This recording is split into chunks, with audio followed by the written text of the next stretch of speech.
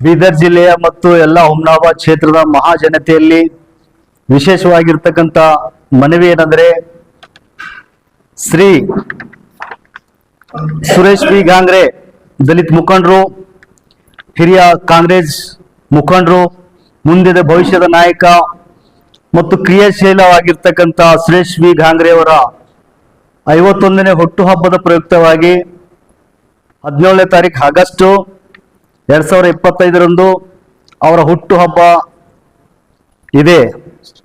ಅದರಿಂದ ಎಲ್ಲರೂ ಹುಮ್ನಾಬಾದ್ ಮಹಾಜನತೆಯಲ್ಲಿ ಕೇಳ್ಕೊಳ್ಳುವುದೇನೆಂದರೆ, ಒಬ್ಬ ಕ್ರಿಯಾಶೀಲ ವ್ಯಕ್ತಿ, ಮುಂದಿನ ಭವಿಷ್ಯದ ನಾಯಕ, ಎಲ್ಲರಿಗೆ ಮಾರ್ಗದರ್ಶಕವಾಗಿರ್ತಕ್ಕಂಥ, ಎಲ್ಲರಿಗೆ ತೆಗೆದುಕೊಂಡು ಹೋಗ್ತಕ್ಕಂಥ, ಸರಳ ಸಜ್ಜನತೆಗೆ ಪಾತ್ರವಾಗಿರ್ತಕ್ಕಂಥ ಶ್ರೀಮಾನ್ ಸುರೇಶ್ ವಿ ಗಾಂಗ್ರೆ ಅವರ ಹುಟ್ಟುಹಬ್ಬ ಬಹಳ ವಿಜೃಂಭಣೆಯಿಂದ ಮಾಡಬೇಕಾಗಿದೆ. ಅದರಿಂದ ಅವರ ಹಿತೈಷಿಗಳು, ಅವರ ಸ್ನೇಹಿತರು, ಅವರ ಸಮವಯಸ್ಕರು, ಅವರ ಅಭಿಮಾನಿಗಳು, ಅಭಿಮಾನ ಬಳಗದ ಎಲ್ಲ ಅಭಿಮಾನ ಬಳಗ ವತಿಯಿಂದ ಅವರ ಹುಟ್ಟುಹಬ್ಬವನ್ನು ಅತಿ ವಿಜೃಂಭಣೆಯಿಂದ ಮಾಡ್ಬೇಕಂತೇಳಿ ಇಂದು ಪ್ರವಾಸ ಮಂದಿರದಲ್ಲಿ ತೀರ್ಮಾನವಾಗಿದೆ.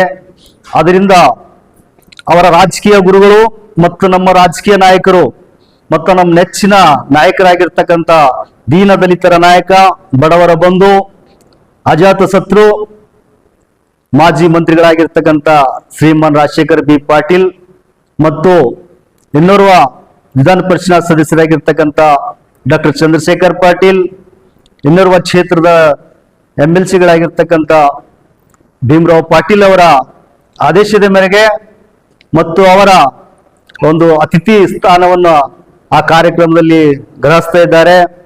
ಮತ್ತು ಕಾರ್ಯಕ್ರಮದ ಉದ್ಘಾಟಕರಾಗಿ ಮಾಜಿ ಮಂತ್ರಿಗಳಾಗಿರ್ತಕ್ಕಂಥ ಶ್ರೀಮಾನ್ ರಾಜಶೇಖರ್ ಬಿ ಪಾಟೀಲ್ ಅವರು ಆ ಕಾರ್ಯಕ್ರಮದ ಉದ್ಘಾಟಕರಾಗಿ ಬರ್ತಾ ಇದ್ದಾರೆ. ಅದರಿಂದ ಮುಂದೊಂದು ದಿನ ಅವರ ಭವಿಷ್ಯದ ಕ್ರಿಯಾಶೀಲ ವ್ಯಕ್ತಿಗೆ ಸಾಹೇಬರು ಒಂದು ದೊಡ್ಡ ಜವಾಬ್ದಾರಿ ಕೊಡಲಿದ್ದಾರೆ. ಇದರಿಂದ ಈ ಒಂದು ಹುಟ್ಟುಹಬ್ಬ ಬಹಳ ವಿಜೃಂಭಣೆಯಿಂದ, ಹಸಿ ಖುಷಿಯಿಂದ ಐತಿಹಾಸಿಕ ಕಾರ್ಯಕ್ರಮ ಮಾಡ್ಬೇಕಂತೇಳಿ ಎಲ್ಲರೂ ತೀರ್ಮಾನ ಮಾಡಿದ್ದಾರೆ. ಇದರಿಂದ ಇಲ್ಲೆಲ್ಲ ಬಂದಿರತಕ್ಕಂಥ ಅವರ ಅಭಿಮಾನ ಬಳಗದಿಂದ, ಅವರ ಸ್ನೇಹಿತರಿಂದ, ಎಲ್ಲ ಅವರ ಹಿತೈಷಿಗಳಿಂದ ನಾವು ಒಗ್ಗೂಡಿ ಮತ್ತು ಈ ಕಾರ್ಯಕ್ರಮದಲ್ಲಿ ವಿಶೇಷವಾಗಿರ್ತಕ್ಕಂಥ ಕೆಲವೊಂದು ಕಾರ್ಯಕ್ರಮಗಳು ಕೂಡ ಹಮ್ಮಿಕೊಂಡಿದ್ದಾರೆ. ಪರಿಶಿಷ್ಟ ಜಾತಿ ಮತ್ತು ಪರಿಶಿಷ್ಟ ಪಂಗಡ, SC ST, schedule caste and schedule tribe ಎಲ್ಲ ಬಡ ಜನಗಳಿಗೆ, ದಂಪತಿಗಳಿಗೆ ಒಂದು ಉಚಿತ ವಿವಾಹ, ವೈವಾಹಿಕ ಜೀವನ ನಡೆಸಲು ಉಚಿತ ವಿವಾಹ ಕಾರ್ಯಕ್ರಮ ಕೂಡ ಹಮ್ಮಿಕೊಂಡಿದ್ದಾರೆ. ಕಾರ್ಯಕ್ರಮದ ಮುಂಚೂಣಿ ಒಂದು 8 ದಿವಸ ಮುಂಚೆನೆ ಅವರು ರಿಜಿಸ್ಟ್ರೇಷನ್ ಮಾಡ್ಬೇಕಾಗುತ್ತೆ. ಅವ್ರ ರೂಪುರೇಷೆಗಳೆಲ್ಲ ಇಲ್ಲಿದ್ದಾವೆ. ಅದರ ಮಾರ್ಗದರ್ಶನ ನಾವೆಲ್ಲ ಕೂಡ ಹೇಳ್ತೀವಿ ಎಲ್ಲರಿಗೆ. ಅದ್ರ ಬಗ್ಗೆ SC ST ಎಲ್ಲರಿಗೂ ಕೂಡ ಉಚಿತ ವಿವಾಹ ಕೂಡ, ಸಾಮೂಹಿಕ ವಿವಾಹ ಕೂಡ ನಾವು ಹಮ್ಮಿಕೊಂಡಿದೀವಿ. ಅದು ಕೂಡ ನೋಂದಣಿ ಮಾಡಿಸ್ಬೇಕು ಮತ್ತು ಅದರ ಸದುಪಯೋಗ ಎಲ್ಲ ಬಡವರು ಕೂಡ ತೆಗೆದುಕೋಬೇಕು.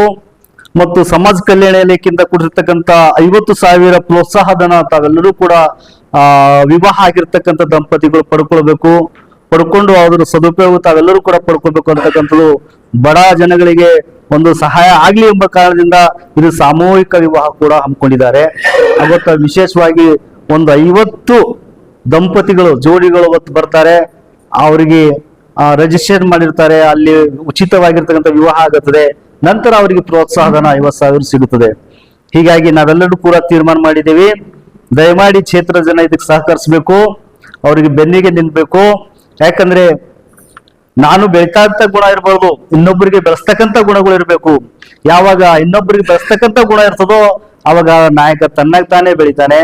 ಯಾರಿಗೆ ಬೆಳೆಸ್ಬೇಕಂತ ಇರ್ತದೋ ಅವ್ರು ತನ್ನಾಗ ತಾನೇ ಬೆಳಿತಾರೆ. ಅದಕ್ಕೆ ಒಬ್ಬ ನಮ್ಮ ಸಮಾಜದ ಒಬ್ಬ ಸರಳ ಜೀವಿ, ಸಜ್ಜನತೆ ಜೀವಿ, ಎಲ್ಲರಿಗೂ ತೆಗೆದುಕೊಂಡು ಹೋಗ್ತಕ್ಕಂಥ ಜೀವಿ ಮತ್ತು ಬಹಳ ಕ್ರಿಯಾಶೀಲ ವ್ಯಕ್ತಿಯಾಗಿದ್ದಾನೆ, ಆಕ್ಟಿವ್ ಆಗಿದ್ದಾರೆ. ಅವರಿಗೆ ಬೆನ್ನೆಲುಬಾಗಿ ನಾವೆಲ್ಲರೂ ನಿಂದ್ರೋಣ. ವ್ಯಕ್ತಿ ವಿಜೃಂಭಣೆಯಿಂದ ಆಚರಣೆ ಮಾಡೋ ತಮ್ಮೆಲ್ಲರೂ ಕೂಡ ಸಮಯ ಕೊಟ್ಟು, ಮತ್ತೆ ಅವರು ಯಾವಾಗ ಅವ್ರು ಕರೀತಾರ ಅವ್ರಿಗೆ ಹೋಗ್ಬಿಟ್ಟು ತಾವೆಲ್ಲರೂ ಕೂಡ ಬಂದು ಆ ಕಾರ್ಯಕ್ರಮದಲ್ಲಿ ಭಾಗಿಯಾಗಬೇಕು. ಮತ್ತು ಕಾರ್ಯಕ್ರಮದ ರೂಪುರೇಷೆಗಳನ್ನ ನಾವು ತೀರ್ಮಾನ ಮಾಡಿದೀವಿ. ಪೂರ್ವ ಸಿದ್ಧತೆ ಮೀಟಿಂಗ್ ಕೂಡ ನಾವು ಇವತ್ತು ತೆಗೆದುಕೊತಾ ಇದ್ದೀವಿ. ಅದಕ್ಕೋಸ್ಕರ ಯಾರಿಗೆ ಏನೇನು ಒಪ್ಪಿಸಿದರೋ, ಯಾವ್ಯಾವ ಆ ಕಾರ್ಯಕ್ರಮ ಪೂರ್ವ ಸಿದ್ಧತೆವಾಗಿ ಯಾರಿಗೆ ಏನೇನು ಒಪ್ಪಿಸಿದರೋ ಅದೆಲ್ಲ ಕೂಡ ಭಾಗಿಯಾಗಿ ಸರಳ ರೀತಿಯಿಂದ ಕಾರ್ಯಕ್ರಮ ಮಾಡ್ಕೊಳ್ಬೇಕಂತ ಎಲ್ಲರ ಸಮ್ಮುಖದಿಂದ ಇವತ್ತು ನಾವೆಲ್ಲರೂ ಒಮ್ಮನಸ್ಸಿನಿಂದ ಒಪ್ಕೊಂಡು ಒಂದು ಭವ್ಯವಾಗಿರ್ತಕ್ಕಂಥ ಸರ್ಕಾರಿ ನೌಕರ ಭವನದಲ್ಲಿ 17ನೇ ತಾರೀಕು ಭವ್ಯವಾಗಿರ್ತಕ್ಕಂಥ ಕಾರ್ಯಕ್ರಮ ಮಾಡಬೇಕು, ಐತಿಹಾಸಿಕವಾಗಿರ್ತಕ್ಕಂಥ ಕಾರ್ಯಕ್ರಮ ಮಾಡ್ಬೇಕಂತ ತೀರ್ಮಾನ ಮಾಡಿದೆವು.